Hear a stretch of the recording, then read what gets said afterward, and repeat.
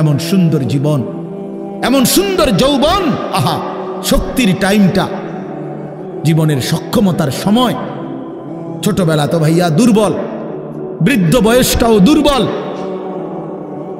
তোমাদের অনেক কিশোর নওজোয়ান একজনের গায়েও চাদর নাই, কিন্তু মুরব্বী সবগুলোর গায়ে চাদর। দেখো চাকায়া, এই চাচারা তো আমার সব পরিচিত চাচা। অর্থ হইল এই বৃদ্ধের এই দুর্বলতা তাকে চাদর গায়ে দিতে বাধ্য করেছে। তার শরীরে শীতের অনুভূতিটা বেশি, ঠিক কিনা বলেন না কেন? কিন্তু তোমরা নওজোয়ান, তোমাদের অধিকাংশ কারো গায়ে চাদর নাই। তোমরা দেখো ভাইয়া, আমার গায়ে কোনো চাদরই নাই। তাইলে বুঝাইতে চাইলাম এই শক্তির সময় যৌবন। যুবক চাইলে পাহাড় কাইটা সমান করতে পারবে, যুবক চাইলে সাগর নদী মাটি দিয়ে ভরাট করে দিতে পারে। একটা এলাকার যুবক ছেলেরা যদি চায়, সবার হাতে হাতে মদের বোতল পৌঁছাই দিতে পারবে। একটা সমাজের ছেলেরা যদি চায়, সবার হাতে হাতে নামাজের মুসল্লাও তুলে দিতে পারবে। অতএব ছেলেরা, তোমরা যারা যুবক আয়োজন করছো, আমি তোমাদের উৎসাহ দেই, একটু আগাও, এখানে থাইমা যাইও না। একটা মাহফিল করছি, এক ফোটলা বিরিয়ানি খাওয়াই দিছি, খালাস না বন্ধু, একটু আগাও। তোমরা আবার বসো, যে কয়জনে মাহফিলের আয়োজন করছো তোমরা আবার বসো, যে আমরা কেমনে একটু ভালো হইতে পারি, একটু চরিত্রবান হইতে পারি, আমরা কেমনে নিজেরা নামাজ ধরতে পারি। একটু যদি হিম্মত করো যুবক, ইনশাআল্লাহ ভালো হবে। শনিবার দিন আমি আমার মাদ্রাসায়, এই শনিবারে সকাল 10টা থেকে বিকাল 4:30 পর্যন্ত, এইবারই প্রথমবার আমি আলাদা 16 বছর থেকে 30 বছরের নিচে যাদের বয়স, এই কিশোর যুবকদের জন্য আলাদা ইসলাহি মজলিসের আয়োজন করছিলাম। আমার শায়েখ আল্লামা মুফতি মুশতাকুর নবী সাহেব বয়ান করছেন, আল্লামা মুফতি আমজাদ হুসাইন সাহেব বয়ান করছেন, হজরত মাওলানা মুফতি ইউসুফ বিন ইকবাল বয়ান করছেন, আমাদের কুমিল্লা ক্যান্টনমেন্টের বড় একজন শিশু বিশেষজ্ঞ ডাক্তার মিজানুর রহমান উনি বয়ান করছেন, আমি নিজে কিছু কথা বলছি। প্রায় 600 ছেলে এন্ট্রিভুক্ত আসছে, এখানে উপস্থিত হয়েছে 600। সন্দ্বীপে, চট্টগ্রামে আমরা প্রতি বছর সন্দ্বীপ যাই, সেখানে 4টা-5টা ছেলে ফজরের নামাজের জন্য, তারা বন্ধু কলেজের ছেলে, 4-5 জন ছেলে মাত্র। ওরা একদিন সিদ্ধান্ত নিছিল, ওরা সবসময় ফজরের নামাজ পড়তো, তো ওরা একদিন সিদ্ধান্ত নিছে যে ফজরের পরে তারা সন্দ্বীপ তো সাগরের পারে, তো সাগরের পারে হাঁটতো তারা। তো তারা একদিন সিদ্ধান্ত নিছিল আজ থেকে 1 বছর আগে, যে আমরা সকালবেলা না হাইটা চলো আমরা বন্ধুদেরকে ফজরের জন্য জাগাই, ফজরের ক্যাম্পেইন করি, ফজরের জন্য গণসংযোগ করি। এই 4-5 জন ছেলে উদ্যোগ নেওয়া শুরু করছে। ঠিক 1 বছরের মেহনতে এই গত নভেম্বর, 24 সালের নভেম্বরে আমি গেছি মাহফিলে, ওইখানে তারা আমার লিস্টেড, ফজরের পরে আমি তাদের জন্য আলাদা বয়ান করছি, তাদের আলাদা মাহফিল হয়েছে ফজরের পরে। মানে রাইতে আমি যেই প্যান্ডেলে ওয়াজ করছি, ওই প্যান্ডেলটা তারা সকালের জন্য আবার ভাড়া নিছে। বুঝেন না এই কথা? আমি ওখানে ছিলাম, আর ওখানে রাত্রে আসা যায় না, ওইটা সন্দ্বীপে স্পিড বোট দিয়ে আইতে যাইতে হয়, তো রাইতে আওয়ানোর সিস্টেম নাই, থাকতে হয়। এই জন্য ফজরের পরে আবার বয়ান করছি 1.5 ঘন্টা। তো ওরা, আমি বললাম এত ভোরে ছেলেরা আইবুনি, কয় হুজুর আসবেন ইনশাআল্লাহ, আপনি দেখেন। তারা আমারে দেখাইছে কাগজে কলমে লিস্টেড করা, প্রায় 4,500 ছেলে এখন ফজরের নামাজ জামাতে পড়ে। যুবক চাইলে কি না পারে, যুবক চাইলে ভাঙতে পারে, যুবক চাইলে গড়তে পারে, যুবক চাইলে বুলডোজার দিয়ে সমান করে লাইতে পারে, সমান করে ফেলতে পারে। আবার সেই ভাঙার উপরে যুবক চাইলে গড়তেও পারে। আল্লাহ তাআলা নওজোয়ানের শরীরে অসম্ভব হিম্মত দান করছে, অসম্ভব হিম্মত। এই জন্য বাপ, আমি যুবক যারা, তাদেরকে উৎসাহিত করলাম। মহান আল্লাহ পাক রব্বুল আলামিন আমাদেরকে বলছেন, আমি তোমাদের ইমানদার, ইমান নিলাম, আমি ইমান দিছি বান্দা, আমি গত বছর যখন তাবলীগের সফরে ছিলাম দিনাজপুর জেলায়, গত বছর আগস্ট মাসে ৭২ বছর বয়স্ক একজন হিন্দু লোককে কালেমার দাওয়াত দিছিলাম। ওনার 2 ছেলে মুসলমান। ওনারে আমি 2.5 ঘন্টা কালেমার দাওয়াত দিছি। আমরা 3 জন আলেম মিলে কত অনুনয় বিনয় করছি, কাকুতি মিনতি করছি, কাঁদছি, চোখের পানি ফেলছি। একটা বার চাচা কালেমা পড়েন, আপনার ছেলে মুসলমান, ছেলের বউ মুসলমান, আপনার নাতি নাতনি সব মুসলমান, আপনি এখনো বসে আছেন কেন? আহা, এই ৭২ বছর হয়ে গেছে। বুড়া মিয়া কয় আমি ওটা বলবো না, বলে নাই। আমি আমার সাথীদের কাছে, আমার 26 জন সাথী নিয়ে চিল্লাই গেছি, 16 জন আলেম, এক চিল্লা সফরে 950 মানুষ আল্লাহর রাস্তায় বের হয়েছে চিল্লার জন্য। আলহামদুলিল্লাহ, আল্লাহই করাইছে। তো বলতেছিলাম, আমি সাথীদের কাছে এসে বলছিলাম যে দেখেন ৭২ বছর বয়স হয়ে গেছে, এক আল্লাহর বান্দা, তার জবান দিয়া কোনোদিন তার মালিকের নামটা বের হয়। আমারে আপনারে আল্লাহ তাআলা কত বড় তৌফিক দিছে যে আমরা কত হাজারবার, লক্ষবার কালেমা লা ইলাহা ইল্লাল্লাহ মুহাম্মাদুর রাসূলুল্লাহ এটা যে আমরা পড়তে পারছি, এই সৌভাগ্যের কৃতজ্ঞতা কি? এটা যদি আল্লাহ আমগো জবান দিয়ে কোনোদিন না বলাইতো। কথা বলে না বাপ, এই ছেলেরা মিয়া, এই আব্বাস যারা নামাজ পড়ো না, আরে না ফরমান, তুই যদি হিন্দুর ঘরে জন্ম নিতি, তুই যদি ইহুদির ঘরে জন্ম নিতি, তুই যদি খ্রিস্টানের ঘরে জন্ম নিতি, বেটা কি হতো জীবন? যদি কোনোদিন কালেমার আহ্বান না শুনতা। তুমি তো মুসলমানের ঘরে জন্ম নিয়া এভাবে ইমানকে ফেলে দিলা। মুসলমানের ঘরে জন্ম নিয়ে এভাবে নামাজকে প্রত্যাখ্যান করলা। ছি ছি ছি ছি, তোমারে দেখে তো হিন্দুও হাসবে, তোমারে দেখে তো ইহুদিও হাসবে, তোমারে দেখে তো খ্রিস্টানও হাসবে, যে দেখছো হয় নাকি শ্রেষ্ঠ জাতি, ওদের ধর্ম নাকি শ্রেষ্ঠ ধর্ম, ওদের ধর্ম কোরআন নাকি শ্রেষ্ঠ কিতাব, ওদের শ্রেষ্ঠ ধর্ম ওদেরই পছন্দ হয় না, ওদের শ্রেষ্ঠ কিতাব ওরাই পড়তে পারে না। তো এটা কিসের শ্রেষ্ঠ? কথা বলেন না। তাহলে আমি তো আমার ধর্মের অপমান। কথা বলেন না, আমি আমার ধর্মের অপমান না, আমি আমার কোরআনের অপমান। এজন্য তোমরা যারা বেনামাজি ছেলে, তোমরা ধর্মের অপমান। তোমাদের যাদের চুল বেঈমানের মতো, তোমরা মুসলমান ধর্মের অপমান। তোমাদের কারণে আমার ধর্ম লজ্জিত, তোমাদের কারণে ধর্ম বেইজ্জতি হয়েছে। তোমরা ইসলামকে অপমানিত করলা, আল্লাহকে অপমানিত করলা, আমার নবীর শ্রেষ্ঠতম 23 বছরের আদর্শকে তোমরা অপমানিত করলা। এই অপমানের বিচার আল্লাহ করবে, মনে রাখো, ছেড়ে দিবে না বাপ।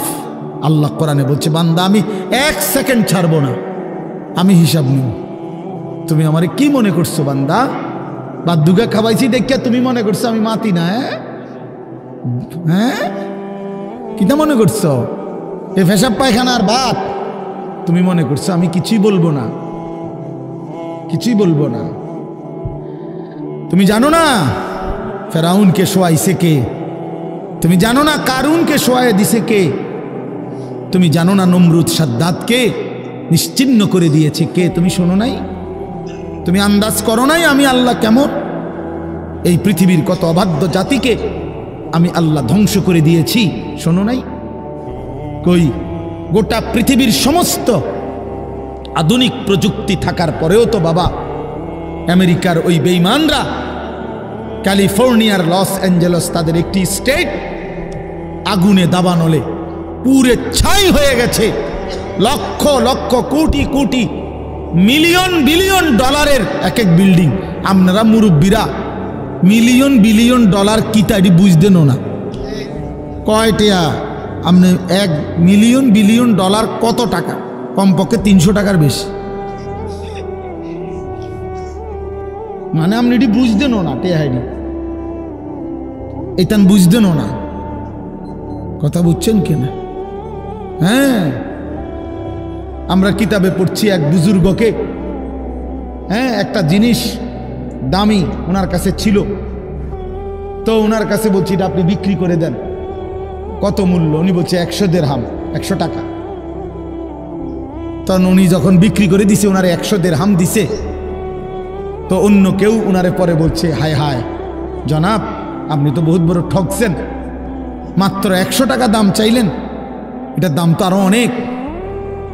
তো উনি বলছেন, আল্লাহর কসম, 100 টাকার উপরে, 100 দিরহামের উপরে কোনো সংখ্যা আছে? আমার তো এটা জানা নেই, আমার তো এর উপরে কিছু জানা নাই।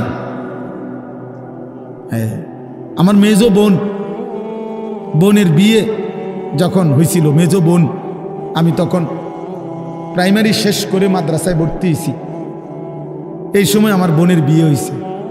তো বোন জামাই যখন ওই আগে ছোটবেলায় বিয়ের দিন বোন জামাই যখন আসছে, তখন শরবত খাওয়াইছি যে গেইটে নাকি, তখন কিছু টাকা দিতে হয় না, যে শরবত খাওয়ায় তারে। তো আমারে 100টা টাকা দিছে উনি প্রথম। তো এগুলা নাকি ওনার কাছে আরো টাকা ছিল, তো এগুলো ওই আরো একটু সাফাসাফি করলে আরো দেয়, আরো কিছু দেয়, না মানলে আরো দেয়, এমনি এমনি নিয়ম ছিল। আমার 100 টাকা দিছে, আর এটা দেখে আমি একটা দৌড়ে আইয়ালাইছি।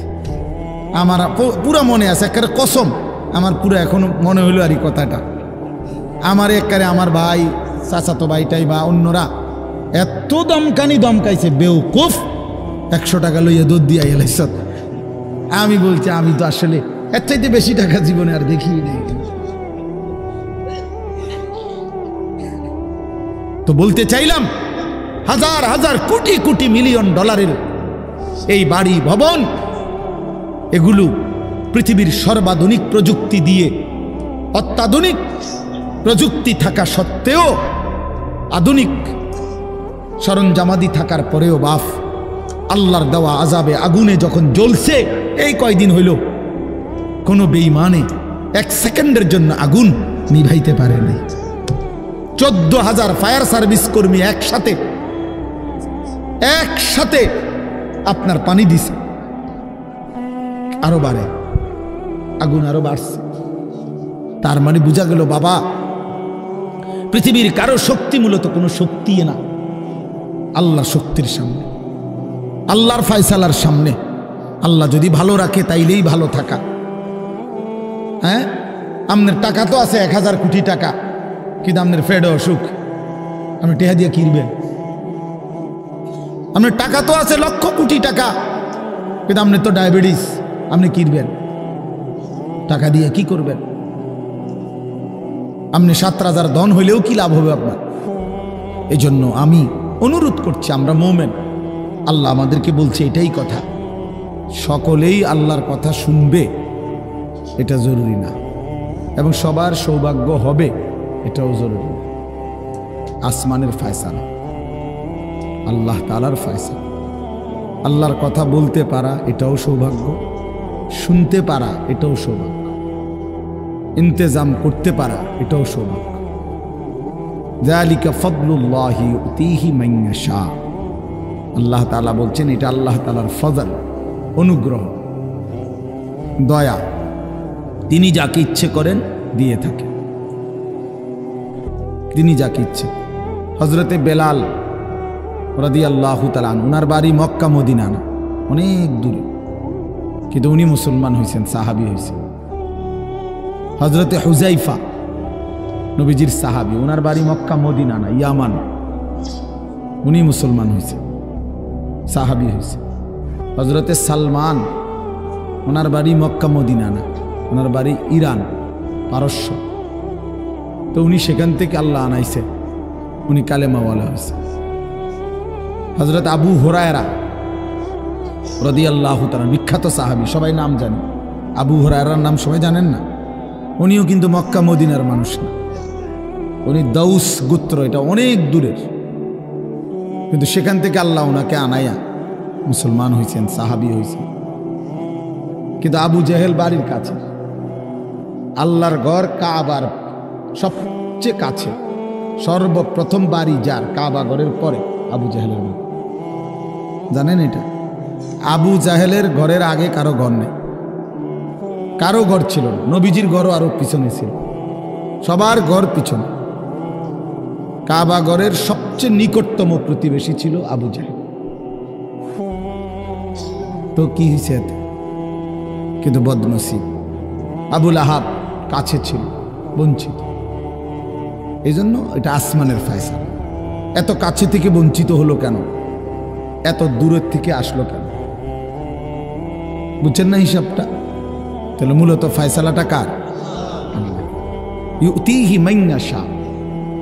আল্লাহ বলছেন আমার অনুগ্রহ, আমার দয়া আমি যাকে ইচ্ছে করি দিয়ে থাকি, আমি যাকে ইচ্ছে করি দিয়ে থাকি।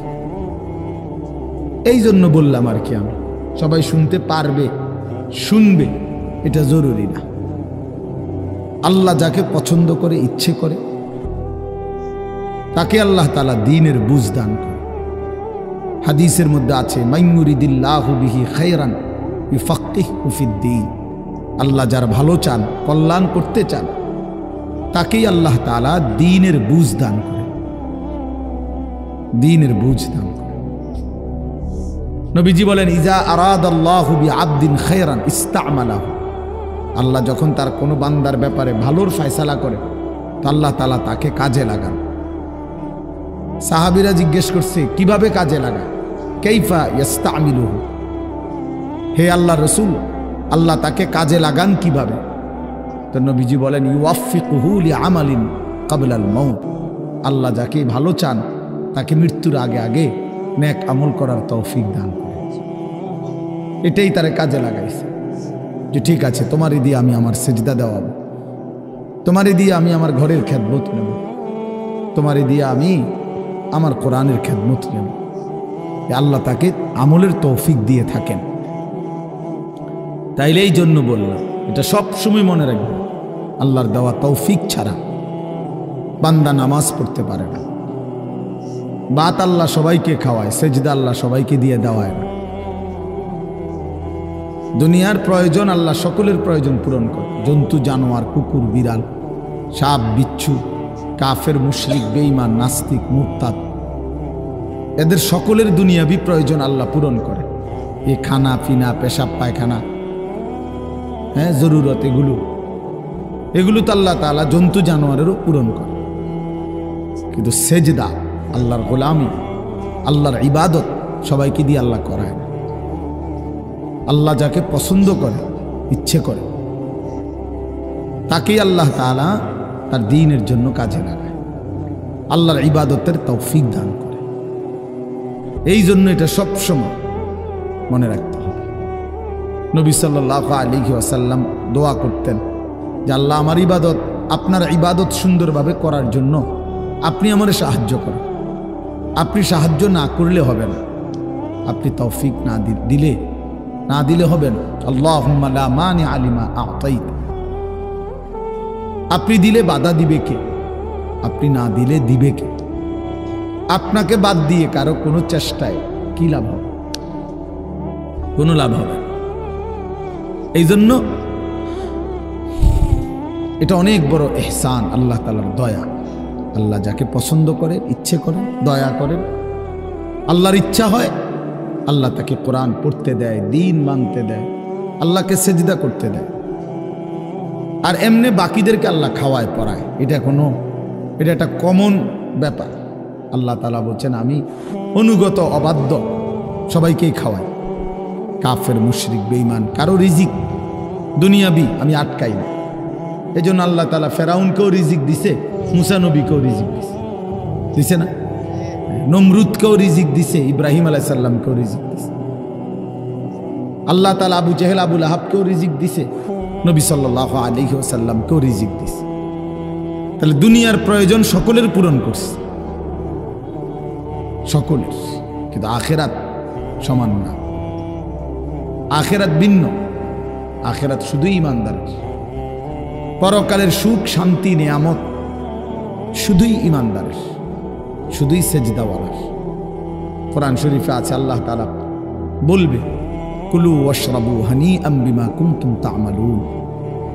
আমার বান্দা বিগত জীবন দুনিয়াতে যে আমল করছো তার বিনিময়ে আজকে জান্নাতে খাও, পান করো, ওগুলোর বিনিময়।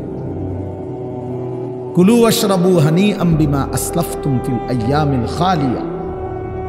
আল্লাহ বলেন, জান্নাতীকে বলবে, বান্দা নিশ্চিন্তে আরামসে দুনিয়ার জীবন যে তুমি নেক আমল করেছো তার বিনিময়ে আজকে আরামসে নিশ্চিন্তে নির্বিঘ্নে আমার জান্নাতে খাও এবং পান করো।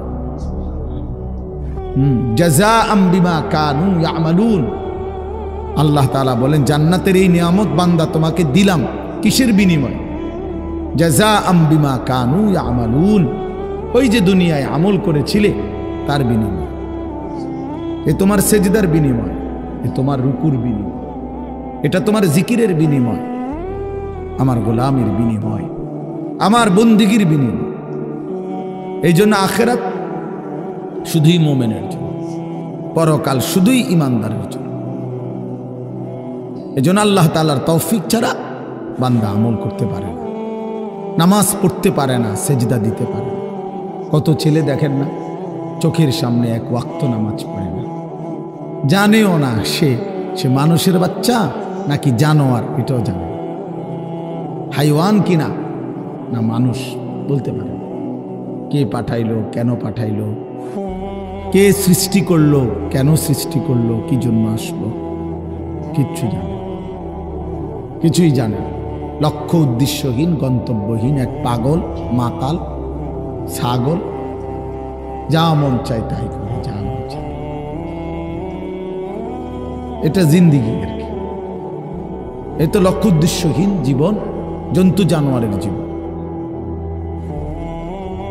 মুসলমান তো তাকে বলে যার সুনির্দিষ্ট গন্তব্য জানা আছে। ইমানদারের গন্তব্য জানা আছে যে আমার গন্তব্য কোথায়, আমার এটা হায়াত, এরপরে আমার মৃত্যু, কবর, এরপরে আমার হাসরের মাঠ, এরপরে আমার মিজান, হিসাব, এরপরে আমার ফুলসেরাত, এরপরে আমার জান্নাত।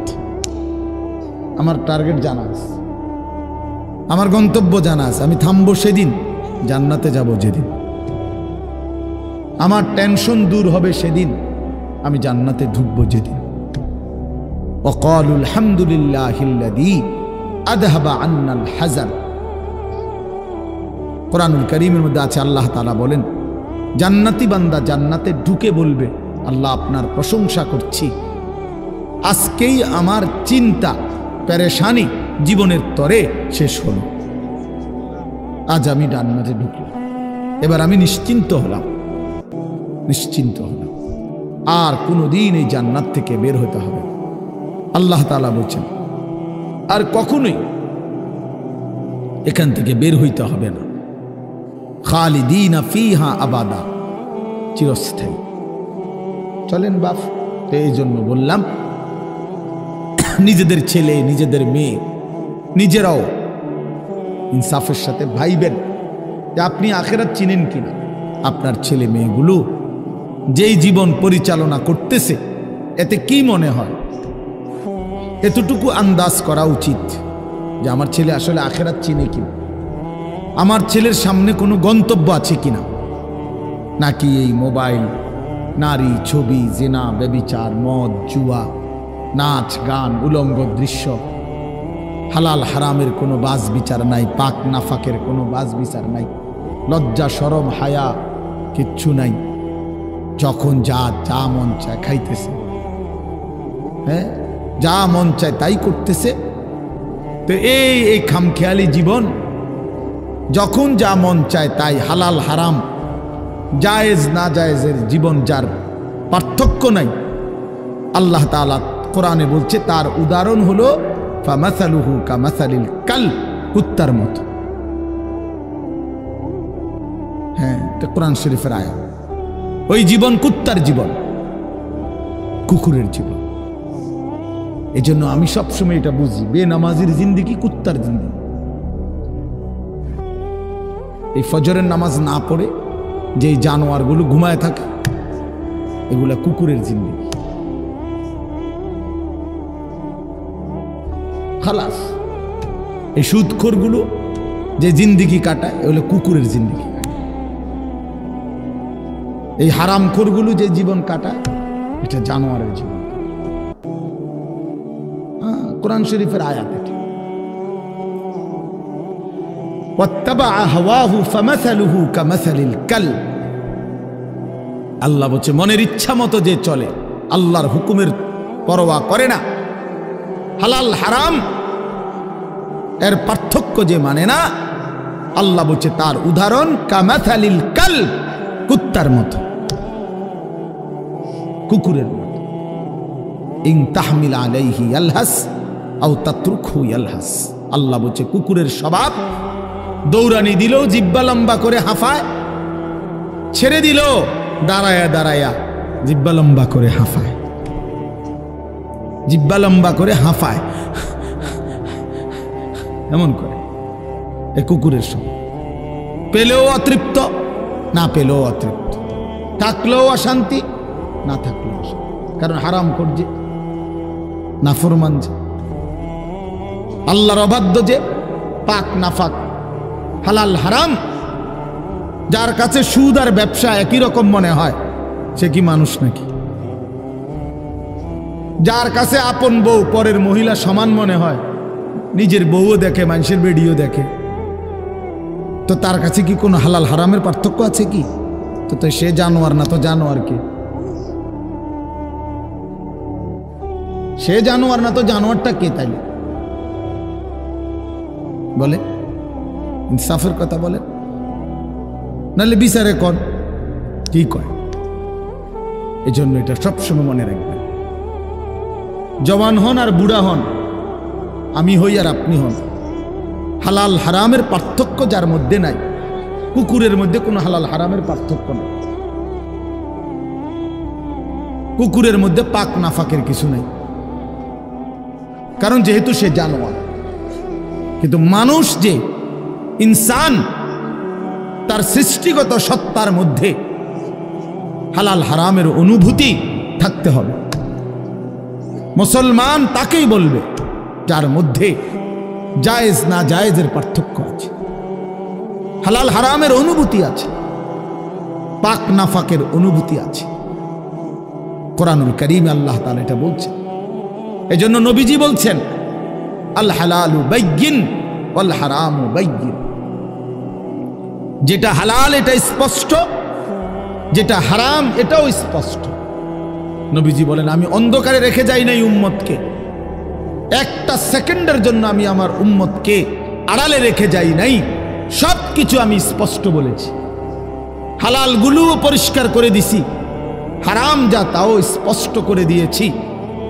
24 ঘন্টার যাবতীয় কর্মকাণ্ড আমি আল্লাহ স্পষ্ট করে দিয়েছি। ওই দেখেন ওই অপদার্থ ছেলেটার দিকে দেখেন, এক নজরে মোবাইলের দিকে তাকায় রয়েছে, কারে বলে কি ওয়াজ করে এর কোনো খবর। এটা ধরে রাখছে মোবাইল, এক নজর একদিকে খালা। এবার ওয়াজ হয়, কারে বলে কি বলে, আমার এত কিছু দরকার, আমি আর আমার মোবাইল। এই জিন্দেগি, এই ছেলে পেলেদের আকসারের জীবন এটা। 24 ঘন্টা পৃথিবীতে তার একটাই জিনিস, সেটা হলো একটা মোবাইল। এটাই তার মা, এটাই তার বাবা, এটাই তার আত্মীয়, এটাই তার স্বজন। মোবাইলেই হাসে, মোবাইলেই কাঁদে, মোবাইলেই আবেগ, মোবাইলেই অনুভূতি, সব কিছু জীবনের মোবাইলটার উপর।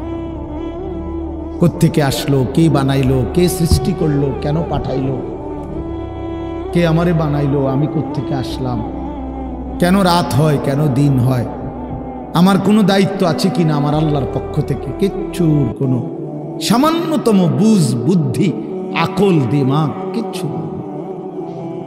365 দিন, এক বছরে কোনো দিন নামাজ পড়ে না, তারও কিছু মনে পড়ে না, কেউ তারে মনেও করাইও দেয় না।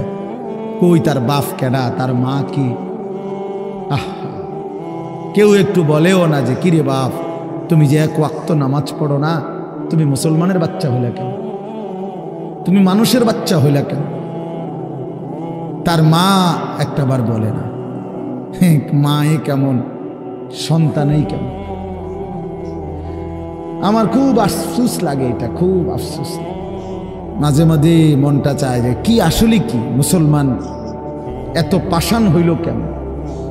বাপে কেমন, সন্তানেই কেমন, মাই কেমন, মেয়েটাই কেমন। কেউ পর্দা করেন, মাও বেপর্দা, মেয়েও বেপর্দা। বাপ ফুত জি ছেলে মেয়ে সবাই মিললে টেলিভিশন চায়, একসাথে নাচ গান নর্তকীর ছবি নাটক সিনেমা দেখতেছে। ছি ছি ছি ছি, কত নিকৃষ্ট মুসলমান, কত বেশরম বেহায়া নির্লজ্জ হইলে এত বড় বেশরম হইতে পারে? আত্মমর্যাদা, আত্মসম্মান, লজ্জা যদি এক বিন্দু থাকতো তাইলে তো বাবা জিজ্ঞেস করতো যে কিরে বাপ, তুই মুসলমানের ঘরে জন্ম নিয়া এক ওয়াক্ত নামাজ পড়ে না, তুই কেমনে রে আমি মুসলমানের সন্তান হইলি? তুই মুসলমানের ঘরে সন্তান হইলি কেমন?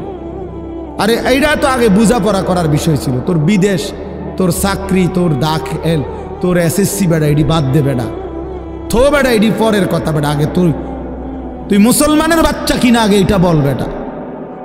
তোর নামাজের বুঝাপড়া কর আগে বেটা। কিসের তোর বিদেশ, আবার কিসের তোর দেশ? তোর চাকরি দিয়ে আমি করব কি? তোর ব্যবসা দিয়ে আমি করবো কি?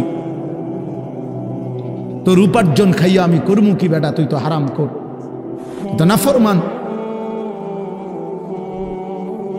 এতটুকু যদি বিবেক বাবার না থাকে, সেটা কেমন বাপ, এ কেমন অভিভাবক, এ কেমন মুসলমান মা বাবা যাদের হৃদয়ে এই কথা আসলো না? আপনার তো উচিত ছিল আগে এই বুঝাপড়া করা। আগে ছেলের সাথেই বুঝাপড়া করেন। তুই মুসলমানের বাচ্চা কিনা আগে এটা বল। মুসলমানের বাচ্চা 16 বৎসরে এক ওয়াক্ত নামাজ ছাড়া থাকে কেন? কথা বলেন, ইনসাফ কি বলে? ইনসাফের কথা বলেন, বিচারের কথা বলেন। ছেলেগুলোকে আপনারা এভাবে ছেড়ে দিলেন, আর তোমরা ছেলেরাও বাবা এভাবে নষ্ট হয়ে গেল। অনাদরে, অবহেলায় এমন সুন্দর জীবন, এমন সুন্দর যৌবন, শরীর, স্বাস্থ্য সব শেষ করে দিলা। একবারও মনে পড়লো না তোমারও তো শেষ আছে বাপ। রাত যেমন ভোর হয়, দিন যেমন রাত হয়, তোমারও হায়াতও একদিন শেষ হয়। প্রতি ঘন্টা, মিনিট, সেকেন্ড যায় মানে তোমার হায়াত যায়, আমার হায়াত যায়, ঠিক না? তো আল্লাহ আমাদেরকে বুঝ দান করেন। এজন্য বাপ আমরা ভাবা উচিত, আমাদের এটা ফিকির করা উচিত। এ ছোটরাও, বড়রাও, মাঝ বয়সীরাও, এত লাগাম ছাড়া মানুষ হয় না। মুসলমানের জীবন এত বড় জন্তু জানোয়ারের মতো হওয়ার কথা না বাবা। হ্যাঁ, গুনাহ হইতে পারে, গুনাহ আমারও আছে, আপনাদেরও আছে, গুনাহ হইতে পারে, হবে। সেটা হলো হুচট খাওয়া। মানে চলার পথে আমি 10 কিলো পথ হাঁটলাম, আমি 30 কিলো পথ গেছি এক জায়গা থেকে আরেক জায়গায়। তো এই চলার পথে হয়তো একবার আধবার পড়ে যাইতে পারি, পিছলা খাইতে পারি, ঠিক আছে, এটা হইতে পারে। কিন্তু আমি বুঝি 30 কিলোমিটার একেবারেই পড়ে রইলাম, পিছলা খাইয়া রইলাম, তাহলে ভুল আমার হইতে পারে, গুনাহ আমার হইতে পারে। আমার 6 মাসে কোনোদিন নামাজ ছুটে যাইতে পারে। আমি জীবন চলার পথে কখনো কাউকে রাগ করতে পারি, গালি দিয়া লাইতে পারি, এটা তো হওয়া স্বাভাবিক, হইতে পারে। কিন্তু লাগাতার প্রতিদিন একরকম, এটা মুসলমান? কথা বুঝছেন কিনা আমার? আপনি বুঝি এখানে প্রত্যেকদিন মিশা কথা কইবেন, আপনি বুঝি প্রতিদিন সুদ খাইবেন, আপনি বুঝি প্রত্যেক দিন ওজনে কম দিবেন, এটা বুঝি মুসলমান? আপনি বুঝি একদিনও নামাজ পড়তেন না, আপনি বুঝি 365 দিনে কোনোদিন ফজরের নামাজ পড়তেন না, এটা মুসলমান?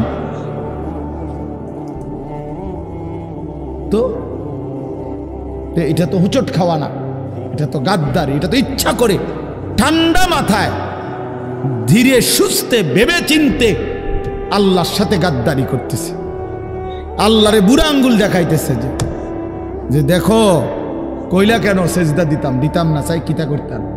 আল্লাহ বলবে অসুবিধা নাই বান্দা, বাতে না খাও, আর তো বেশি কিছু না, দুগা খানাই তো খাও আর ঘুম যাও, খানা তো কুত্তাও খায়। তবে মনে রাখো কবরে আইসো একটা লাথি দেওয়া মু ফেরেশতারে দিয়া, একটা লাথি, এক লাথিতে বুঝবা আমার নাফরমানির শাস্তি কি। কাল্লা সাউফা তা'লামুন সুম্মা কাল্লা সাউফা তা'লামুন। আল্লাহ বলে বান্দা কবরে আইসো, আমি বুঝায় দেব আমার নাফরমানির শাস্তিটা কি।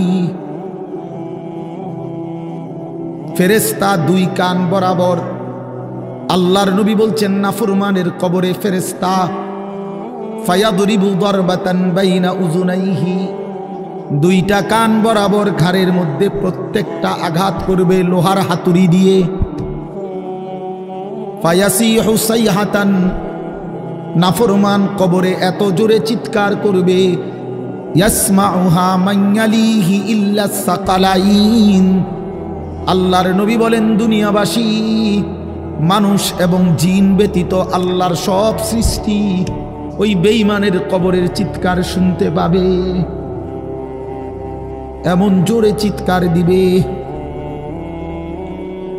একটা একটা আঘাত এভাবেই চলবে কিয়ামত পর্যন্ত, এভাবেই চলবে কিয়ামত পর্যন্ত। আল্লাহর নবী সাল্লাল্লাহু আলাইহি ওয়াসাল্লাম বলেন নাফরমান পাপীকে যখন কবরে রাখা হবে, তিনটা প্রশ্নের উত্তর যখন নাফরমান দিতে পারবে না, সাথে সাথে কবর তারে এত জোরে একটা চাপ দিবে, একটা চাপ দিয়া ডান পাশের মাটি বাম দিকে, বাম দিকের মাটি ডান পাশে চলে আসবে। হাত্তা তাখতালিফা আদলাউহু, আল্লাহর নবী বলেন ডান পাশের পাজরের হাড্ডি ভাইঙ্গা বাম পাশে ঢুকে যাবে, বাম পাশের হাড্ডিগুলো ভাইঙ্গা ডান পাশে ঢুকে যাবে। নবীজি দেখায়া দিছে হাত্তা তাখতালিফা আদলাউহু, এইভাবে দুই আঙ্গুল একটা যেমন আরেকটার মধ্যে ঢুকে যায়, আল্লাহর নবী বলেন এভাবে পাজরের হাড্ডি একটা আরেকটার মধ্যে ঢুকে যাবে। কি বাপ মনে করছো তোমারে এমনে এমনে ছেড়ে দিব? কি মনে করছো যার ভাত খাইলা তার বুঝি হিসাব দিতে হবে না? কি মনে করছো মুফত এটা? হ্যাঁ, কার পানি পান করেছো, কার ভাত খেয়েছো, কার আসমান, কার জমিন, কার চন্দ্র, কার সূর্য ব্যবহার করেছো বান্দা? কার এটা? তোমার আব্বার। শরীরটা তোমার বাপের নি, চোখ নাক কান তো তোমার আল্লাহর। আলাম নাজআল লাহু আইনাইন ওয়া লিসানান ওয়া শাফাতাইন। আল্লাহ বলে বলো না বান্দা আমি কি দুইটা চোখ দেই নাই? ওহ বাবা কথা কই না। আমি কি জিহ্বাটা দেই নাই? আমি কি দুইটা ঠোঁট দেই নাই? তো উত্তরে কি বলবেন যে না দেন নাই? কি বলবেন? কথা বলেন। এই কথা বলার হিম্মত আছে কারো যে আল্লাহ আপনি চোখ দেন নাই, আপনি ঠোঁট দেন নাই? কারো সাহস আছে কিনা এটা বলার? তাইলে আল্লাহই তো দিয়েছেন। আলাম নুসিহ জিসমাকা, হাদিসে আছে নবীজি বলেন আল্লাহ জিজ্ঞেস করবে হাসরের মাঠে বান্দা বলো না আমি কি তোমার শরীরটা সুস্থ রাখি নাই?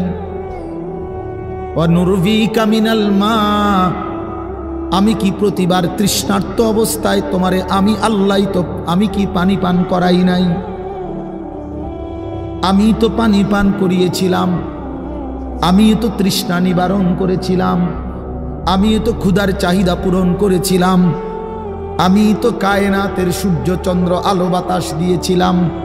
ওয়াজআলনা নাওমাকুম সুবাতা, আল্লাহ বলে সারাদিনের ক্লান্তি দূর করার জন্য রাত্রি গভীরের ঘুম আমি আল্লাহই তো বানিয়েছি। ওয়াজআলনাল লাইলা লিবাসা, অন্ধকার কালো চাদর দিয়ে ঢেকে পৃথিবীটাকে অন্ধকারাচ্ছন্ন করে দিয়েছি আমি আল্লাহই তোমার ঘুমের উপযুক্ত পরিবেশের জন্যে। আবার দিনের বেলা আলোকিত করে দিয়েছি তোমার উপার্জনের সুবিধার জন্যে। রাতে তুমি ঘুমাইবার জন্য অন্ধকার করে দিয়েছি, দিনে তুমি রোজগার করবা এই জন্য আলোকিত করে দিয়েছি। সুবহানাল্লাহ। ওয়াজআলনান নাহারা মাআশা, উপার্জনের জন্য দিন বানিয়েছি, ঘুমাইবার জন্য রাত বানিয়েছি। ওয়াজআলনা সিরাজান ওয়াহাজা, একটা উজ্জ্বল সূর্য আমি আল্লাহই বানিয়েছি। وأنزلنا من المعصرات ماء ثجاجا, জমাট বাঁধা মেঘ থেকে আমি আল্লাহ অঝোর ধারায় বৃষ্টি নামিয়েছি। এই জমিনটাকে সিক্ত নরম করেছি, ছোট্ট ছোট্ট ছিদ্র বানিয়েছি। তোমার অনাদরে ফেলে দেওয়া দানা আমি আল্লাহ কুদরতি স্বয়ংক্রিয় মেশিন দিয়ে আমি আল্লাহ জমিনের নিচে আমি নিয়ে এসেছি। কয়দিন পরে আবার আমি আল্লাহ সেই ছোট্ট দানা থেকে নতুন গাছ বের করে দিয়েছি। লিনুখরিজা বিহি হাব্বান ওয়া নাবাতা, তাহলে রিজিকের ব্যবস্থা আমি করলাম, ঘুমের ব্যবস্থা আমি করলাম, উপার্জনের পরিবেশ আমি করে দিলাম, শরীর স্বাস্থ্য জীবন যৌবন আমি দিলাম। আমি কেন সেজদা পেলাম না? আল্লাহ যদি বলে বান্দা আমি কি অপরাধ করলাম, আমি তোমার এত কিছু দিয়ে আমি কি অন্যায়টা করলাম যেই অপরাধের কারণে তুমি আমারে সেজদা দিলা না? কি বলবা যুবক? নাফরমান যুবক কি বলবা? অসভ্য যুবক যে নামাজ পড়ো না, হায়ওয়ান তুমি কি বলবা? তুমি মানুষ না জানোয়ার? বেনামাজি তুই মানুষ না জানোয়ার? বল, মানুষ না জানোয়ার বল বেটা। অনেক বেহায়া এখনো হাসে এইখানে, এত বড় অসভ্য বেহায়া, এই বেহায়া এখনো হাসে। চিন্তা করছো নি? হ্যাঁ, এত বড়, এত নির্লজ্জ, এত বড় অসভ্য যে এখনো হাসে। অর্থ হইল আমারই কয়, বুঝেন নাই? বুঝতেছে সে আমারই কয়। আহ আহ, আমার মনে হয় কুকুররে কইলে কুকুর মাথা নামাইলে। আহা, আমাদের সন্তানদের হালাত কত নাজুক, চিন্তা করে দেখে। মুসলিম সমাজে বসবাস করে, বাপ মুসলমান, মা মুসলমান, চারিদিকে মসজিদ, চারিদিকে মাদ্রাসা, কত দাড়িওয়ালা, টুপিওয়ালা, পাঞ্জাবিওয়ালা। প্রতিদিন মসজিদের মিনারা থেকে উচ্চ কণ্ঠে মাইকের হর্ন দিয়ে আজান হইতেছে। এত বেশি মাইক, হর্ন, মসজিদ, মাদ্রাসার পরিবেশের মাঝখানে থাইকাও এটা কত বড় গাদ্দার, কত বড় গাদ্দারা নাফরমান। এত সুন্দর চারদিকে মসজিদ, মাদ্রাসা, আলেম ওলামা, দাড়ি, টুপি, মাদ্রাসার পরিবেশের ভেতরে থাইকাও জানোয়ারে একটা সেজদা দেয় না। কত বড় নিকৃষ্ট জানোয়ার, চিন্তা করছে। এই বাপ, এমন সন্তান পাইলা কবরে যাই আফসুস ছাড়ার কিচ্ছু নেই। আজকে যদি এই আফ্রিকার জঙ্গলে থাকতো তাহলে হয়তো যে বাবা এত বড় আফ্রিকার জঙ্গলে ছিলাম যেখানে কোনো দিন কোনো আজান হয় নাই, যেখানে কোনো মসজিদ দেখি নাই, মাদ্রাসা দেখি নাই, আল্লাহ চিনব কোত্থেকে? আমি তো আফ্রিকার জঙ্গলের ভিতরে থাকতাম। বলেন, একটা ছেলে বলেন, এই ছেলেগুলো বেনামাজি যে ছেলেগুলো, এদেরকে জিজ্ঞাসা করেন যে বাবা তুই কি আল্লাহ চিনলি না, না রাসূল চিনলি না?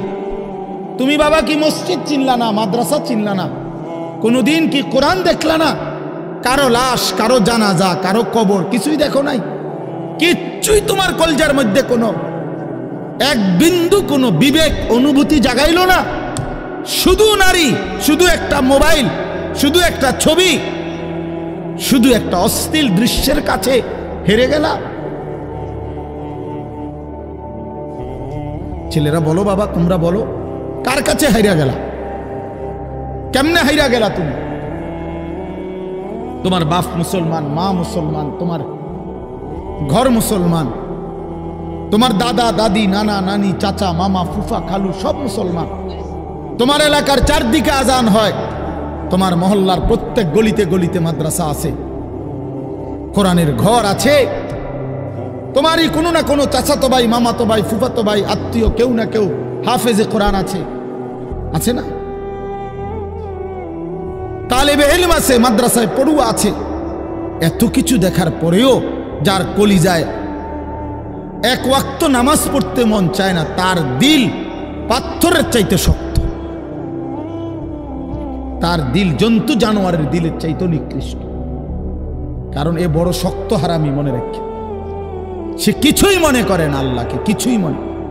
এত মসজিদ মাদ্রাসা, এত নামাজ রোজার এত চিহ্ন দেখাও তে কয় যে আমি কিছুই বিশ্বাস করি না। আমি বিশ্বাস করি আমার জীবন হইল মোবাইল, আমার জীবন হইল নারী, আমার জীবনের অর্থ হইল ছবি, আমার জিন্দিগির মাকসাদ হইল উলঙ্গ ছবি দেখা, নর্তকী দেখা, জিনা ব্যভিচারের দৃশ্য দেখা, মদের আড্ডা, জুয়ার আড্ডা, নারীর আড্ডা, কোন অশ্লীল মেয়ের পিছনে জীবনটা শেষ করে দেওয়া, খালাস। আমি বুঝছি এটাই জীবন। কিসের মসজিদ, কিসের মাদ্রাসা, কিসের আল্লাহ, কিসের রাসূল, আমি এগুলা বুঝি না। এতটা উল্টে গেল কেন? এত বড় লানত হলো কেন বলেন বাবা? অতএব আপনাদের কাছে অনুরোধ করলাম, আপনারা আপনাদের বিবেককে নিয়ে ভাবেন। তোমরা ছেলেরাও বাবা রাগ হইও না, বুঝতে শিখো বাবা। কে ফিরাবে তোমাদেরকে? কে ফিরাবে? কে ফিরাবে? কে ফিরাবে বাপ? তোমরা কি কোনোদিন মরবা না? আজ যদি মৃত্যু হয়, এই বেনামাজি জিন্দিগি নিয়ে কেমনে কবরে যাইবা? ঠিক বা কেমন? এই নাফরমানের জিন্দিগি নিয়ে কেমনে টিকবা? এই জন্য আমরা প্রত্যেকেই প্রস্তুতি নেই। যদি ভাবতে শিখি, বুঝি, সামান্য অনুভূতি জাগে, তাহলে এই অনুভূতিটাকে কাজে লাগাবার, একটা জনের গুনাহ মাফ করে নতুন করে নিজেকে আল্লাহর ইবাদত, ঈমান, আমলের দ্বারা সজ্জিত করার একটা শ্রেষ্ঠতম সিজন, মৌসুম আসতেছে, সেটা হলো মাহে রমজান। মাহে রমজান বড় বেশি সুযোগ আসতেছে। আল্লাহ যদি দয়া করে হায়াত দেয়, তো পিছনের সব গুনাহ মাফ করিয়ে নতুন সাজে নিজেকে সজ্জিত করার, আখিরাতের রঙে রঙিন করার, জান্নাতের রঙে নিজেকে গড়ে তোলার এক শ্রেষ্ঠতম মাস মাহে রমজান। রমজান মানে অন্য কিছু, রমজান মানে ভিন্ন কিছু। রমজান মাসে মানে নিজেকে বদলানোর মাস, রমজান মানে নিজেকে পরিবর্তনের মাস, রমজান মানে নিজেকে আখিরাতের রঙে রঙিন করার মাস, রমজান মানে আল্লাহ তাআলার মহব্বতে, রাসূলুল্লাহ সাল্লাল্লাহু আলাইহি ওয়াসাল্লামের মহব্বতে ডুবে যাওয়ার মাস। এটা আমাদের সামনে। আল্লাহ আমাদের জন্য রমজানের হায়াত ভিক্ষা দান করেন। আল্লাহ যেন আমাদের সকলকে রমজান পর্যন্ত পৌঁছিয়ে দেন। এই আয়াত দেখেন, আল্লাহ তাআলা বলছেন, ইয়া আইয়ুহাল্লাযীনা আমানু, হে ঈমানদারগণ, কুতিবা আলাইকুমুস সিয়াম, তোমাদের উপরে রোজা ফরজ করা হলো, কামা কুতিবা আলাল্লাযীনা মিন ক্বাবলিকুম, যেমনটা ফরজ করা হয়েছিল তোমাদের পূর্ববর্তীগণের উপর, মানে পূর্বের ঈমানদার উম্মতদের উপর। কেন ফরজ করা হলো রোজা? উদ্দেশ্য কি? আমি আল্লাহর, লাআল্লাকুম তাত্তাকুন, যেন তোমরা মুত্তাকি হতে পারো, মুত্তাকি হইতে পারো, আল্লাহ ভীরু হইতে পারো। আর মুত্তাকি হলে কি লাভ হবে? উইদ্দাত লিল মুত্তাকিন, আল্লাহ বলে জান্নাত বানানোই হয়েছে মুত্তাকিদের জন্য। মুত্তাকি হবে তো জান্নাতি হবে, জান্নাতি হবে। এই আয়াতটার অল্প একটু কথা, আমি এই আয়াতটাই পড়ছি সূরা বাকারার 183 নম্বর আয়াত, দ্বিতীয় পারা, দ্বিতীয় সূরা। এটার উপর আর একটু কথা বললে আমার কথা শেষ। আমরা আমাদের যদি পরিবর্তন চাই, পরিবর্তনের সুযোগ মাহে রমজান। আমরা যদি আখিরাত সাজাইতে চাই, আমাদের জন্য শ্রেষ্ঠ সুযোগ মাহে রমজান। আমরা যদি ঘুরে দাঁড়াইতে চাই, আমাদের জন্য শ্রেষ্ঠ সুযোগ মাহে রমজান। মাহে রমজান, আল্লাহ নাফরমানির এই জিন্দিগি আমি ছেড়ে দেব, আপনার রঙে রঙিন হব, তাইলে শ্রেষ্ঠতম সুযোগ মাহে রমজান। মাহে রমজানের মধ্যে অসম্ভব শক্তি আছে, মাহে রমজানের মধ্যে অসম্ভব পাওয়ার আছে। আল্লাহ বলছে, রমজানে বান্দা আইসো আমার কাছে, রাত দিন 24 ঘন্টা আমি আল্লাহ জাহান্নাম থেকে মুক্তি দিতে থাকব। ওয়াতাখাউ মিনান নার, জাহান্নাম থেকে মুক্তি দেব, সারা রাত মুক্তি দেব, সারা দিন মুক্তি দেব। রমজানের প্রতি ঘন্টা, প্রতি মিনিট, প্রতি সেকেন্ড হীরা মণি মুক্তা জহরতের চাইতেও কোটি গুণ বেশি দাম, কোটি গুণ বেশি দাম। আল্লাহ তাআলা সেই মহিমান্বিত রমজান আমাদের সামনে আনতেছেন। আর মাত্র 18-19 দিনও বাকি নাই। এই অল্প কয়টা দিন বাবা, আমাদের উচিত রমজানের জন্য অধীর আগ্রহে মহব্বতের সাথে আল্লাহর কাছে হায়াত ভিক্ষা চাওয়া, যে আল্লাহ এত কাছে আইনা মৃত্যু দিয়েন, কবরে নিয়েন, আর কয়টা দিন হায়াত দেন, রমজান পর্যন্ত পৌঁছিয়ে দেন। আল্লাহুম্মা বারিক লানা ফি রাজাব ওয়া শাবান ওয়া বাল্লিগনা রমাদান। আল্লাহ তাআলা বলেন ইয়া আইয়ুহাল্লাযীনা আমানু। দেখেন এই একটি আয়াতে আল্লাহ 4টা কথা বলছে। একটা হলো হে ঈমানদারগণ, 2 নাম্বার হলো তোমাদের উপরে রোজা ফরজ করা হলো, 3 নাম্বার হলো যেমনটা ফরজ করা হয়েছিল পূর্ববর্তীদের উপরে, 4 নাম্বার হলো যেন তোমরা মুত্তাকি হতে পারো। কয়টা কথা হলো? এই 4টা কথার আমি 4টা আলগা সংক্ষিপ্ত একটু ব্যাখ্যা বলি। 1 নাম্বার হলো হে ঈমানদারগণ, এটা আল্লাহ আমাদেরকে ডাক দিয়েছেন। তাফসীরের মধ্যে আছে আদম আলাইহিস সালাম থেকে নিয়ে আমাদের নবী পর্যন্ত, ইতিপূর্বে আমাদের নবীর আগে যত নবী পৃথিবীতে আল্লাহ পাঠাইছেন, ওই নবীদের উপরে যারা ঈমান আনছিল ওই নবীদের আমলে, তাদের কাউকে কোনোদিন আল্লাহ তাআলা এই শব্দ দিয়ে হে ঈমানদারগণ ইয়া আইয়ুহাল্লাযীনা আমানু বলে ডাক দেন নাই। আগে সর্বপ্রথম আমাদের নবী, আখিরি নবী, আল্লাহর বন্ধু, আমাদের নবীর ভালোবাসায় আল্লাহ তাআলা বলছে, বন্ধু বিগত কোন নবীর ঈমানদার উম্মতকে আমি যেই শব্দে ডাকি নাই, এই প্রথম আপনার ভালোবাসায় আপনার ঈমানদার উম্মতকে আমি ইয়া আইয়ুহাল্লাযীনা আমানু এই নতুন শব্দে ডাক দিলাম। হে ঈমানদারগণ, হে ঈমানদার তোমরা আমার। তাফসীর ইবনে কাসিরের মধ্যে আছে যে ঈমানদার সে আল্লাহর বন্ধু, যে মুমিন সে কার বন্ধু? আল্লাহর বন্ধু। আল্লাহর বন্ধু, মুমিনের বন্ধু আল্লাহ, আল্লাহর বন্ধু মুমিন, আল্লাহর বন্ধু মুমিন। এই জন্য তাফসীরে লিখছে হে ঈমানদারগণ, এই কথার আরেকটা তরজমা এটা, হে আমার বন্ধুগণ। আল্লাহ যেন ডাক দিয়া বলছে হে আমার বন্ধুগণ, তোমরা আমার বন্ধু, তোমরা আমার।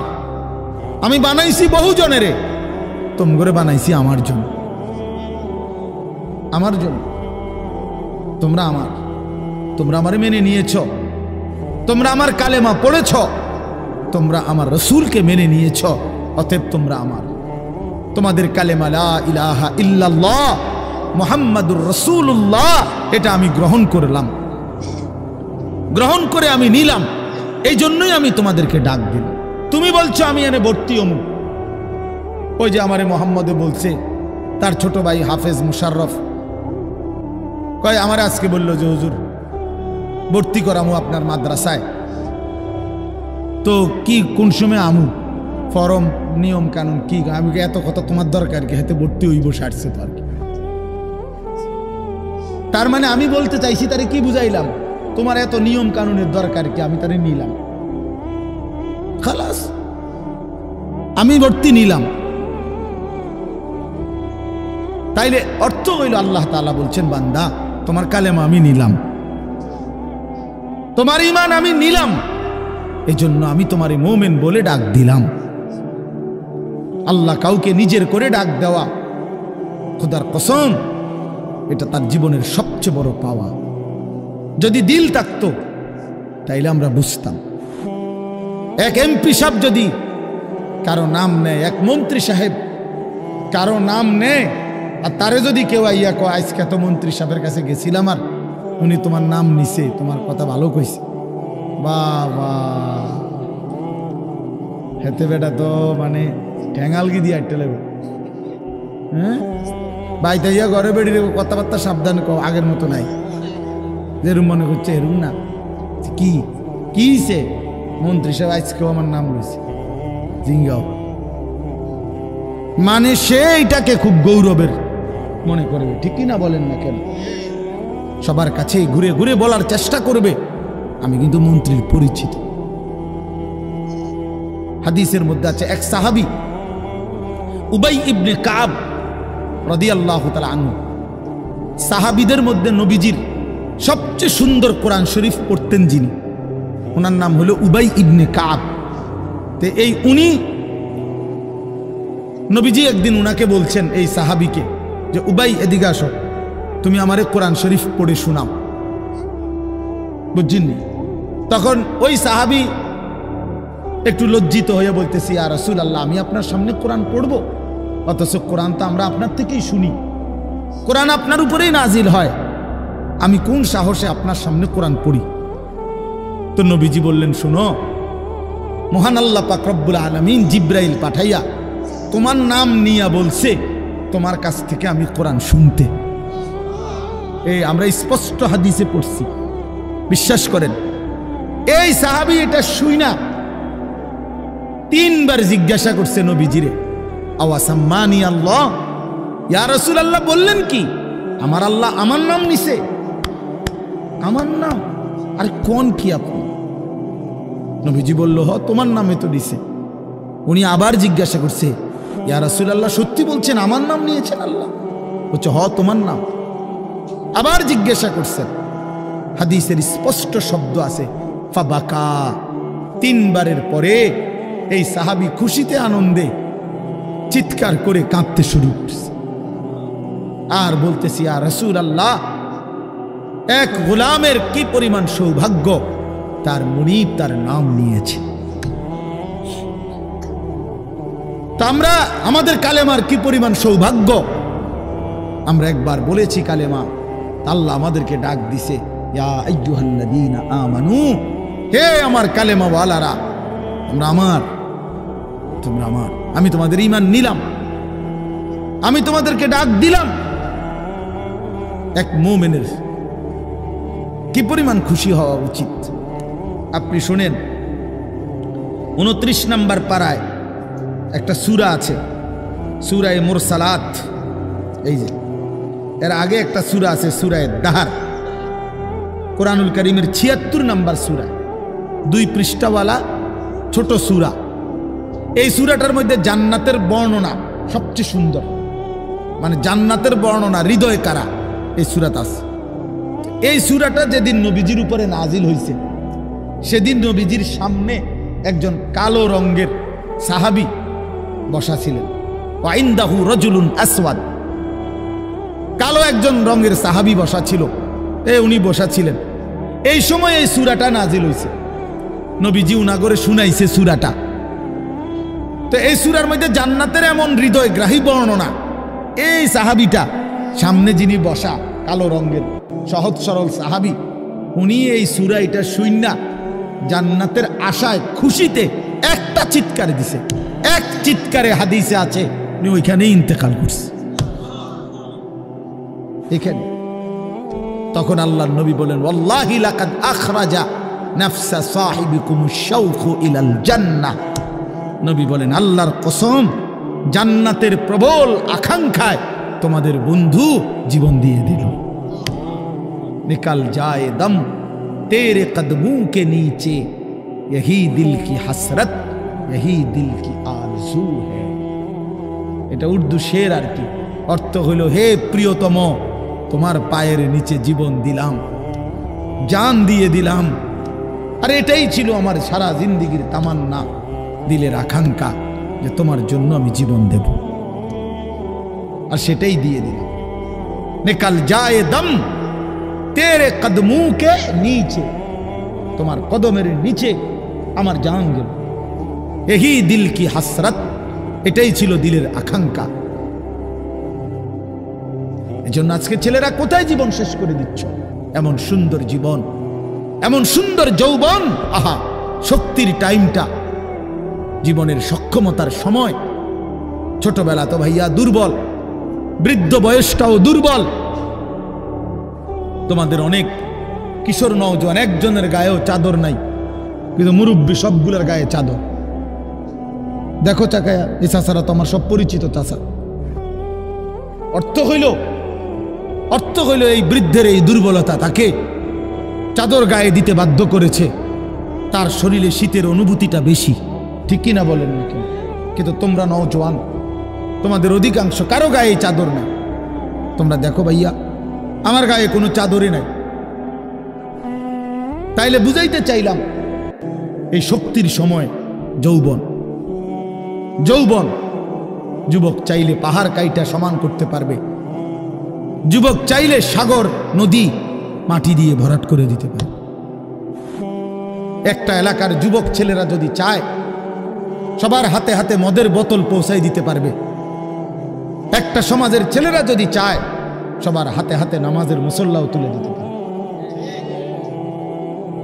অতএব ছেলেরা, তোমরা যারা যুবক আয়োজন করছো, আমি তোমাদের উৎসাহ দেই, একটু আগাও, এখানে থাইমা যাইও না। একটা মাহফিল করছি, এক ফোটলা বিরিয়ানি খাওয়াই দিছি, খালাস না বন্ধু, একটু আগাও। তোমরা আবার বসো, যে কয়জনে মাহফিলের আয়োজন করছো তোমরা আবার বসো, যে আমরা কেমনে একটু ভালো হইতে পারি, একটু চরিত্রবান হইতে পারি, আমরা কেমনে নিজেরা নামাজ ধরতে পারি। একটু যদি হিম্মত করো যুবক, ইনশাআল্লাহ ভালো হবে। শনিবার দিন আমি আমার মাদ্রাসায় এই শনিবারে সকাল 10টা থেকে বিকাল 4:30 পর্যন্ত, এইবারই প্রথমবার আমি আলাদা 16 বছর থেকে 30 বছরের নিচে যাদের বয়স, এই কিশোর যুবকদের জন্য আলাদা ইসলাহি মজলিসের আয়োজন করছিলাম।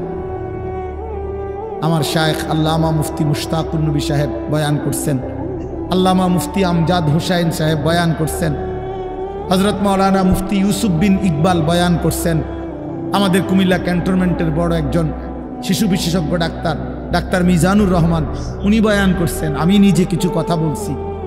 প্রায় 600 ছেলে এন্ট্রিভুক্ত আসছে, এখানে উপস্থিত হয়েছে 600। সন্দ্বীপে, চট্টগ্রামে আমরা প্রতি বছর সন্দ্বীপ যাই, সেখানে 4টা-5টা ছেলে ফজরের নামাজের জন্য, তারা বন্ধু কলেজের ছেলে, 4-5 জন ছেলে মাত্র। ওরা একদিন সিদ্ধান্ত নিছিল, ওরা সবসময় ফজরের নামাজ পড়তো, তো ওরা একদিন সিদ্ধান্ত নিছে যে ফজরের পরে তারা সন্দ্বীপ তো সাগরের পারে, তো সাগরের পারে হাঁটতো তারা।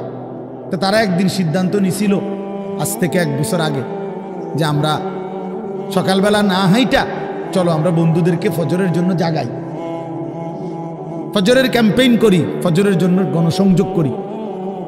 এই 4-5 জন ছেলে উদ্যোগ নিয়ে শুরু করছে।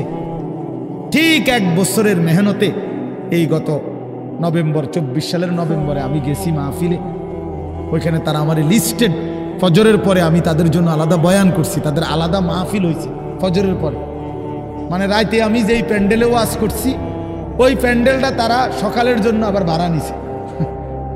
বুঝেন না কথা? আমি ওখানে ছিলাম, আর ওখানে রাত্রে আসা যায় না, ওইটা সন্দ্বীপে স্পিড বোট দিয়ে আইতে যাইতে হয়, তো রাইতে আওয়ানোর সিস্টেম নেই, থাকতে হয়।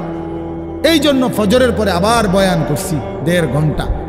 তো ওরা, আমি বললাম এত ভোরে ছেলেরা আইবনি, কয় হুজুর আসবেন ইনশাআল্লাহ, আপনি দেখেন। তারা আমারে দেখাইছে কাগজে কলমে লিস্টেড করা, প্রায় 4,500 ছেলে এখন ফজরের নামাজ জামাতে। যুবক চাইলে কি না পারে, যুবক চাইলে ভাঙতে পারে, যুবক চাইলে গড়তে পারে, যুবক চাইলে বুলডোজার দিয়ে সমান করে লাইতে পারে, সমান করে ফেলতে। আবার সেই ভাঙার উপরে যুবক চাইলে গড়তেও পারে। আল্লাহ তাআলা নওজোয়ানের শরীরে অসম্ভব হিম্মত দান করছে, অসম্ভব হিম্মত। এই জন্য বাপ, আমি যুবক যারা, তাদেরকে উৎসাহিত করলাম। মহান আল্লাহ পাক রব্বুল আলামিন আমাদেরকে বলছেন, আমি তোমাদের ঈমানদার, ঈমান নিলাম, আমি ঈমান দিছি বান্দা। আমি গত বছর যখন তাবলীগের সফরে ছিলাম দিনাজপুর জেলায়, গত বছর আগস্ট মাসে 72 বছর বয়স্ক একজন হিন্দু লোককে কালেমার দাওয়াত দিছিলাম। ওনার 2 ছেলে মুসলমান। ওনারে আমি 2.5 ঘন্টা কালেমার দাওয়াত দিছি। আমরা 3 জন আলেম মিলে কত অনুনয় বিনয় করছি, কাকুতি মিনতি করছি, কাঁদছি, চোখের পানি ফেলছি। একটা বার চাচা কালেমা পড়েন, আপনার ছেলে মুসলমান, ছেলের বউ মুসলমান, আপনার নাতি নাতনি সব মুসলমান, আপনি এখনো বসে আছেন কেন? আহা, এই 72 বছর হয়ে গেছে। বুড়া মিয়া কয় আমি ওটা বলবো না। বলে নাই। আমি আমার সাথীদের কাছে, আমার 26 জন সাথী নিয়ে চিল্লাই গেছি, 16 জন আলেম, এক চিল্লা সফরে 950 মানুষ আল্লাহর রাস্তায় বের হয়েছে চিল্লার জন্য। আলহামদুলিল্লাহ, আল্লাহই করাইছে। তো বলতেছিলাম, আমি সাথীদের কাছে এসে বলছিলাম যে দেখেন, 72 বছর বয়স হয়ে গেছে, এক আল্লাহর বান্দা তার জবান দিয়া কোনোদিন তার মালিকের নামটা বের হয়। আমারে আপনারে আল্লাহ তাআলা কত বড় তৌফিক দিছে যে আমরা কত হাজারবার লক্ষবার কালেমা লা ইলাহা ইল্লাল্লাহ মুহাম্মাদুর রাসূলুল্লাহ এটা যে আমরা পড়তে পারি, পড়তে পারছি, এই সৌভাগ্যের কৃতজ্ঞতা কি? এটা যদি আল্লাহ আমগো জবান দিয়ে কোনোদিন না বলাইতো। কথা বলে না বাপ? এই ছেলেরা মিয়া, এই আব্বাস যারা নামাজ পড়ো না, আরে না ফরমান, তুই যদি হিন্দুর ঘরে জন্ম নিতি, তুই যদি ইহুদির ঘরে জন্ম নিতি, তুই যদি খ্রিস্টানের ঘরে জন্ম নিতি, বেটা কি হতো জীবন? যদি কোনোদিন কালেমার আহ্বান না শুনতা। তুমি তো মুসলমানের ঘরে জন্ম নিয়া এভাবে ইমানকে ফেলে দিলা। মুসলমানের ঘরে জন্ম নিয়ে এভাবে নামাজকে প্রত্যাখ্যান করলা। ছি ছি ছি, তোমারে দেখে তো হিন্দুও হাসবে, তোমারে দেখে তো ইহুদিও হাসবে, তোমারে দেখে তো খ্রিস্টানও হাসবে, যে দেখছো হয় নাকি শ্রেষ্ঠ জাতি, ওদের ধর্ম নাকি শ্রেষ্ঠ ধর্ম, ওদের ধর্ম কোরআন নাকি শ্রেষ্ঠ কিতাব, ওদের শ্রেষ্ঠ ধর্ম ওদেরই পছন্দ হয় না, ওদের শ্রেষ্ঠ কিতাব ওরাই পড়তে পারে না। তো এটা কিসের শ্রেষ্ঠ? কথা বলেন না। তাহলে আমি তো আমার ধর্মের অপমান। কথা বলেন না, আমি আমার ধর্মের অপমান না, আমি আমার কোরআনের অপমান। এজন্য তোমরা যারা বেনামাজি ছেলে, তোমরা ধর্মের অপমান। তোমাদের যাদের চুল বেঈমানের মতো, তোমরা মুসলমান ধর্মের অপমান। তোমাদের কারণে আমার ধর্ম লজ্জিত, তোমাদের কারণে ধর্ম বেইজ্জতি হয়েছে। তোমরা ইসলামকে অপমানিত করলা, আল্লাহকে অপমানিত করলা, আমার নবীর শ্রেষ্ঠতম 23 বছরের আদর্শকে তোমরা অপমানিত করলা। এই অপমানের বিচার আল্লাহ করবে, মনে রাখো, ছেড়ে দিবে না বাপ। আল্লাহ কোরআনে বলছে, বান্দা আমি 1 সেকেন্ড ছাড়বো না, আমি হিসাব নিব। তুমি আমারে কি মনে করছো বান্দা? বাদুগা খাওয়াইছি দেখিয়া তুমি মনে করছো আমি মাতি না? হ্যাঁ, কিটা মনে করছো? এ পেশাব পায়খানার ভাত তুমি মনে করছো আমি কিছুই বলবো না, কিছুই বলবো না। তুমি জানো না ফেরাউনকে শোয়াইছে কে? তুমি জানো না কারুনকে শোয়াই দিছে কে? তুমি জানো না নমরুদ সাদ্দাতকে নিশ্চিহ্ন করে দিয়েছে কে? তুমি শোনো নাই? তুমি আন্দাজ করো নাই আমি আল্লাহ কেমন? এই পৃথিবীর কত অবাধ্য জাতিকে আমি আল্লাহ ধ্বংস করে দিয়েছি, শোনো নাই? কই, গোটা পৃথিবীর সমস্ত আধুনিক প্রযুক্তি থাকার পরেও তো বাবা আমেরিকার ওই বেঈমানরা ক্যালিফোর্নিয়ার লস অ্যাঞ্জেলস তাদের একটি স্টেট আগুনে দাবানলে পুরে ছাই হয়ে গেছে। লক্ষ লক্ষ কোটি কোটি মিলিয়ন বিলিয়ন ডলারের এক এক বিল্ডিং। আপনারা মুরব্বীরা মিলিয়ন বিলিয়ন ডলার কি তাই বুঝতেন না? কয়টা আপনি 1 মিলিয়ন বিলিয়ন ডলার কত টাকা? কমপক্ষে 300 টাকার বেশি। মানে আপনি এটি বুঝতেন না, টেহাইডি এটা বুঝতেন না। কথা বুঝছেন কিনা? হ্যাঁ, আমরা কিতাবে পড়ছি এক বুজুর্গকে, হ্যাঁ, একটা জিনিস দামি ওনার কাছে ছিল, তো ওনার কাছে বলছি এটা আপনি বিক্রি করে দেন। কত মূল্য? উনি বলছে 100 দিরহাম, 100 টাকা। তখন উনি যখন বিক্রি করে দিছে, ওনার 100 দিরহাম দিছে, তো তো অন্য কেউ ওনারে পরে বলছে, হায় হায় জনাব, আপনি তো বহুত বড় ঠকছেন, মাত্র 100 টাকা দাম চাইলেন, এটার দাম তো আরো অনেক। তো উনি বলছেন, আল্লাহর কসম, 100 টাকার উপরে, 100 দিরহামের উপরে কোনো সংখ্যা আছে? আমার তো এটা জানা নেই, আমার তো এর উপরে কিছু জানা নাই। আমার মেজো বোনের বিয়ে যখন হয়েছিল, মেজো বোন, আমি তখন প্রাইমারি শেষ করে মাদ্রাসায় ভর্তি হয়েছি, এই সময় আমার বোনের বিয়ে হয়েছে। তো বোন জামাই যখন ওই আগে ছোটবেলায় বিয়ের দিন বোন জামাই যখন আসছে, তখন শরবত খাওয়াইছি যে গেইটে নাকি, তখন কিছু টাকা দিতে হয় না, যে শরবত খাওয়ায় তারে। তো আমারে 100টা টাকা দিছে উনি প্রথম। তো এগুলা নাকি ওনার কাছে আরো টাকা ছিল, তো ওই আরো একটু সাফাসাফি করলে আরো দেয়, আরো কিছু দেয়, না মানলে আরো দেয়, এমনি এমনি নিয়ম ছিল। আমার 100 টাকা দিছে, আর এটা দেখে আমি একটা দৌড়ে আইয়া লাইছি। আমার পুরা মনে আছে, একেবারে কসম, আমার পুরো এখনো মনে হইলো আর এই কথাটা। আমার একেবারে আমার ভাই, চাচাতো ভাইটাই বা অন্যরা এত দমকাইছে, বেউকুফ, 100 টাকা লইয়া দৌড় দিয়ে আইয়া লাইছ। আমি বলছি, আমি তো আসলে এর চাইতে বেশি টাকা জীবনে আর দেখি নাই। তো বলতে চাইলাম, হাজার হাজার কোটি কোটি মিলিয়ন ডলারের এই বাড়ি ভবন, এগুলো পৃথিবীর সর্বাধুনিক প্রযুক্তি দিয়ে, অত্যাধুনিক প্রযুক্তি থাকা সত্ত্বেও, আধুনিক সরঞ্জামাদি থাকার পরেও বাফ আল্লাহর দেওয়া আযাবে আগুনে যখন জ্বলছে, এই কয়দিন হইল কোনো বেঈমানে 1 সেকেন্ডের জন্য আগুন নিভাইতে পারে নাই। 14,000 ফায়ার সার্ভিস কর্মী একসাথে আপনার পানি দিছে, আরো বাড়ে, আগুন আরো বাড়ছে। তার মানে বোঝা গেল, বাবা, পৃথিবীর কারো শক্তি মূলত কোনো শক্তি না, আল্লাহর শক্তির সামনে, আল্লাহর ফয়সালার সামনে। আল্লাহ যদি ভালো রাখে তাইলেই ভালো থাকা। হ্যাঁ, আপনার টাকা তো আছে 1000 কোটি টাকা, কিন্তু আপনার ফেডে অসুখ, আপনি টেহা দিয়ে কিনবেন। আপনার টাকা তো আছে লক্ষ কোটি টাকা, কিন্তু আপনার তো ডায়াবেটিস, আপনি কিনবেন টাকা দিয়ে, কি করবেন? আপনি 7 রাজার ধন হইলেও কি লাভ হবে আপনার? এই জন্য আমি অনুরোধ করছি, আমরা মুমিন, আল্লাহ আমাদেরকে বলছে এটাই কথা, তোমাদের উপরে আমি রোজা ফরজ করলাম, তোমরা আমার হুকুম মানো, তোমরা আমারে মানো বান্দা। রোজা মানে বিরত থাকা, সিয়াম মানে বিরত থাকা, তার মানে গুনাহ থেকে বাঁচো, হালাল বস্তু থেকে বাঁচো। আমি তোমাদেরকে হারাম তো হারামই, হারাম থেকে আবার ফিরাবো কেন? হারাম থেকে তো ফিরতে সারা বছরের জন্যই বলে দিছি।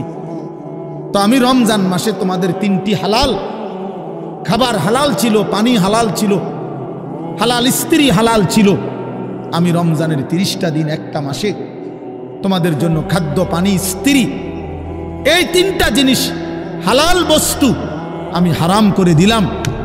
যেন আমি বুঝাইতে চাইলাম যে দেখো, আমি আল্লাহ যেখানে হালালটাও হারাম করে দিলাম, সেখানে হারামটার প্রতি আমি আল্লাহর কি পরিমাণ ঘৃণা। যেখানে হালালটাই ছেড়ে দিতে বললাম, সেখানে হারামটা ধরে রাখার কোনো সুযোগ আছে? অতএব মিথ্যা, চুরি, ডাকাতি, জিনা, ব্যভিচার, মদ, জুয়া, নাচ, গান, সুদ, ঘুষ, মা বোনদের বেপর্দা জিন্দিগি ছেড়ে দেন, ছেড়ে দেন। একজন বুঝলে একজনে, কোনো অসুবিধা নাই, আমার কোনো আফসুস নাই।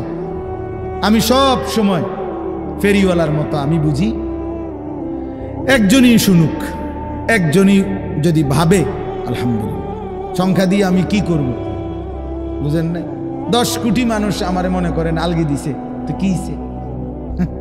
কি হইছে? এটা আমার কবর রাজাব মা। বাংলাদেশের একেবারে মনে করেন 50 লাখ লোক আমার চিনে, তো কি হইছে? এটা আমার কবর রাজাব মা। তো আর কি, পরিচিতি, অপরিচিতি, জনপ্রিয়তা, এগুলো কোনো বিষয় না, এগুলো কোনো মুখ্য বিষয় নয়। বিষয় হলো আল্লাহর কাছে গ্রহণ হওয়া, আখিরাতের মুক্তি পাওয়া, জাহান্নাম থেকে মুক্তি পাওয়া। অতএব আজকে এতটুকুই মূল কথা। আমরা প্রত্যেকেই এটা ভাবি আমরা মুমিন। প্রিয় ভাই বলেন, আমরা এখানে যারা এখন বসছি রাত 12টা বাজে, আমার কথা শেষ, নীরবে একটা মিনিট ইনসাফের সাথে ছেলেরা বাবা বলো তুমি মুসলমান কিনা। না ছেলেরা আলাদা বলো বাবা, কও তোমরা মুসলমান কিনা। প্রিয় বাপ বলো তুমি মুসলমান কিনা, তুমি মুসলমানের সন্তান কিনা। তাইলে তুমি সিদ্ধান্ত দাও আজকে।